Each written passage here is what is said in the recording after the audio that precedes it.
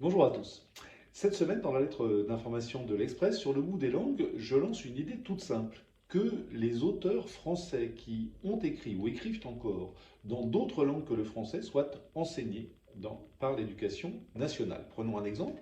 Frédéric Mistral, prix Nobel de littérature en 1904 pour une œuvre écrite en provençal, eh bien que les petits-enfants de France sachent que Frédéric Mistral a existé, qu'on leur montre peut-être un texte, avec bien sûr une version bilingue en français, sur Frédéric Mistral. Et puis on pourrait en faire autant avec d'autres auteurs, je sais pas moi, Pierre-Jacques Hézélias en Bretagne, Raphaël Confiant pour le créole martiniquais, etc., etc. Pourquoi cela me paraît-il important?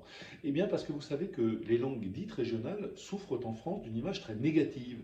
Beaucoup de Français, de manière sincère, et pas par méchanceté, pensent que ce ne sont que des patois, soit des déformations du français, qu'il n'y a pas de vocabulaire, qu'il n'y a pas de grammaire, etc.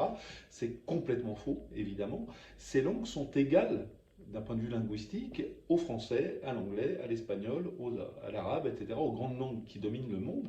La différence entre ces langues, c'est que certaines sont devenues langues officielles de pays, c'est le cas du français en France, les autres ne sont pas devenues langues officielles de leur pays, mais ça n'en fait pas des sous-langues, des dialectes, des patois, non, ce sont des langues à l'égal des autres, et le fait de montrer que ces langues, pour la plupart d'entre elles, ont une littérature, pour certaines prestigieuse, serait une manière de modifier les représentations, de comprendre que la France est riche de plusieurs cultures. Donc, encore une fois, j'adore le français, c'est ma langue, j'écris des livres dessus et des articles sur le français, il n'y a aucun problème, mais il y a d'autres langues en France qui font partie de notre patrimoine national. Je rappelle souvent que le breton est la seule langue qui nous rattache à notre passé gaulois, donc vous voyez, c'est très profondément français, si je puis dire, et qu'il est absurde de la part de la France de ne pas s'occuper de ce qui constitue sa richesse culturelle, comme elle le fait aujourd'hui, en laissant ses langues pas tout à fait à l'abandon, mais pas très loin.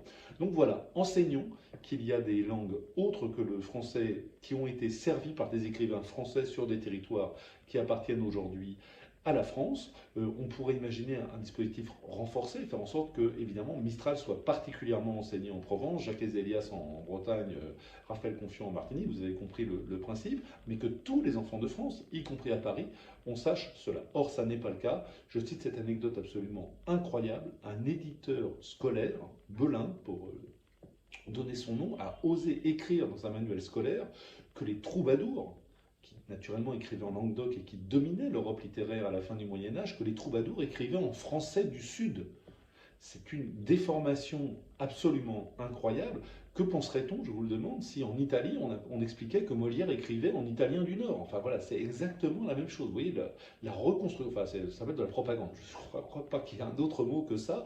On en est là aujourd'hui, donc franchement arrêtons ça, ça c'est vraiment scandaleux.